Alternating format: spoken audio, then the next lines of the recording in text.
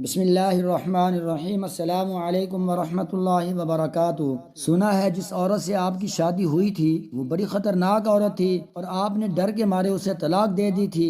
برقد کے درخت کے نیچے کرسی پر بیٹھے ایک خاموش طبع بوڑھے سے ایک منچلے نے استہزائیہ کہا، اللہ بخشے اسے، بہت اچھی عورت تھی۔ بنا ناراض ہوئے، بغیر غصہ کیے بابا جی کی طرف سے ایک مطمئن جواب آیا۔ ایک نوجوان نے ذرا اونچی آواز میں کہا، لیکن بابا جی لوگ کہتے ہیں وہ بڑی خطرناک عورت تھی۔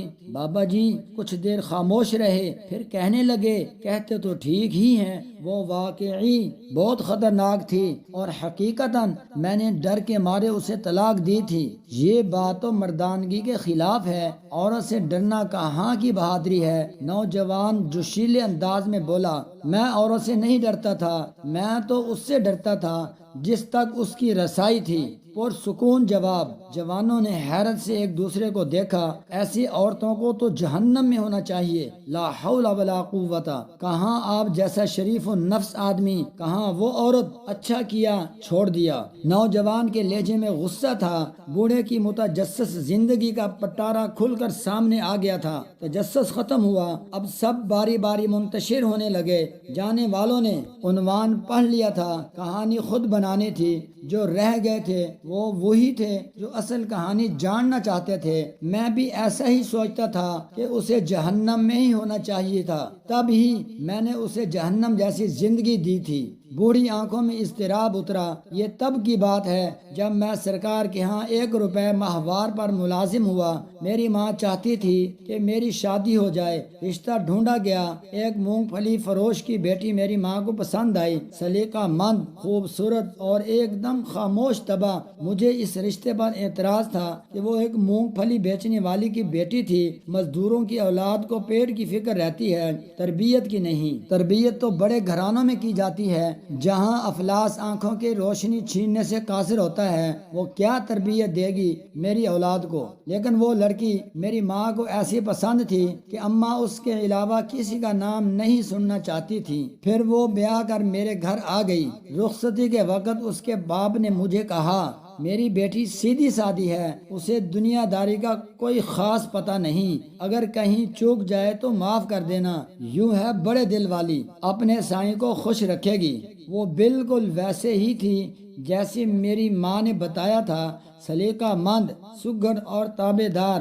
ملازمت کے اوقات میں کھانا گھر سے باہر کھاتا، دوستوں میں بیٹھتا، رات گئے تک محفل چلتی، پھر گھر جاتا۔ وہ کیا کھاتی، کیا پیتی، کس حال میں رہتی تھی، مجھے کوئی پرواہ نہیں تھی۔ انہی دنوں میری ماں بھی دنیا سے رخصت ہو گئی تھی۔ ایک روز میں جوئے میں بھاری رقم ہار کر جب تھکا ہارا گھر آیا تو کہنے لگی، آپ تو کھانا باہر کھا لیتے ہیں، مجھے بھوک لگتی ہے، ہو سکے تو ایک ہی بار مہینے کا راشن دلوا دیا کریں، روز روز بازار سے خریداری کی صعوبت نہیں اٹھانی پڑے گی۔ کیا اس مونگ پھلی بیچنے والی کی بیٹی کی اتنی اوقات کہ مجھ سے مطالبہ کر سکے؟ مجھے طیش آیا، ہو نا تم کسی بہت بڑے باپ کی بیٹی کہ تمہیں پورے مہینے کا راشن اور خرچ چاہیے؟ اپنی اوقات دیکھی ہے؟ غصے میں آ کر اس پر ہاتھ اٹھایا اور مغلظات بھی بکے۔ میں یہ نہیں سوچ سکا، آخر اسے زندہ رہنے کے لیے روٹی تو ہر حال میں چاہیے تھی۔ وہ جسمانی اعتبار سے کافی کمزور تھی،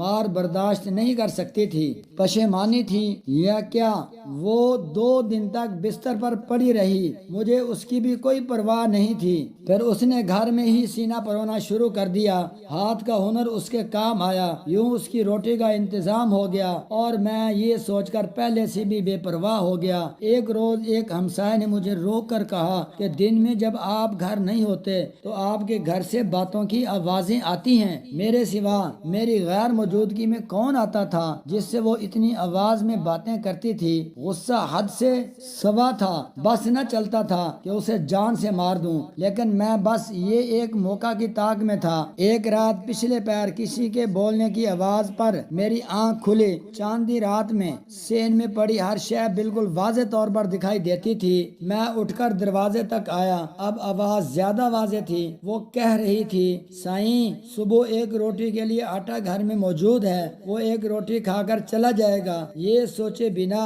کہ میں سارا دن بھوکی رہوں گی۔ میری روٹی جب تک تیرے ذمے تھی تو عزت سے ملتی تھی، جب تو نے اپنے نائب کے ہاتھ دی تو روٹی کے ساتھ بے عزتی اور ذلت بھی ملنے لگی۔ مجھے اب روٹی تو ہی دے، تیرا بنایا نائب تو خائن نکلا۔ وہ میری شکایت کر رہی تھی، لیکن کس سے؟ کون تھا جو اسے روٹی دیتا تھا؟ مجھ سے بھی پہلے۔ میں نے باہر آ کر دیکھا، وہ صحن کے بیچ چارپائی پر بیٹھی خود سے باتیں کر رہی تھی، وہاں کوئی بھی نہ تھا۔ میرے پیروں تلے سے زمین نکل گئی۔ وہ خدا سے میری شکایت کر رہی تھی۔ وہ اس لمحے مجھے کوئی اور ہی مخلوق لگی۔ وہ بہت کم بولتی تھی، لیکن وہ کس کے ساتھ اتنا بولتی تھی آج مجھے سمجھ آیا تھا۔ وہ بہت بڑے باپ کی بیٹی تھی۔ کیسی عورت تھی جو افلاس کے ہوتے بھی خدا شناس تھی۔ میرا جسم خوف سے کانپ رہا تھا۔ دن چڑھتے ہی میں نے سامان باندھا اور اسے اس کے گھر چھوڑ آیا۔ سسر نے طلاق کی وجہ پوچھی تو میں ڈرتے ہوئے کہنے لگا، یہ بڑی خطرناک عورت ہے، بڑے دربار میں میری شکایتیں لگاتی ہے۔ مجھے ڈر ہے کہ بادشاہ کو کسی دن تو آ گیا تو میرا حشر نہ کر دے۔ حقیقت یہ تھی کہ میں اس کے ساتھ انصاف نہیں کر سکا تھا۔ اس کا باپ گھر کی دہلیز پر کھڑا تھا، میرے پلٹنے پر کہنے لگا، میں نے تمہیں کہا بھی تھا کہ اسے دنیا داری نہیں آتی، وہ تو بس سائیں کو خوش رکھنا جانتی ہے۔ اس کی مراد خدا سے تھی اور میں خود کو سمجھا تھا۔ جب میں واپس گھر آیا تو مجھ پر انکشاف ہوا کہ رات اس نے یہی تو مانگا تھا، تو خود مجھے روٹی دے، تیرا نائب تو خائن نکلا اور آج نان نفقہ کا اختیار مجھ سے چھین لیا گیا۔ میں بے تحاشا رویا۔ اس کا سائیں بہت بڑا تھا، اس کی رسائی جس تک تھی وہ تو دو جہانوں کا رب تھا۔ وہ جس کی ایک روٹی مجھ پر بھاری تھی، وہ اس کے لیے کیا نہیں کر سکتا تھا۔ میں واقعی ڈر گیا تھا۔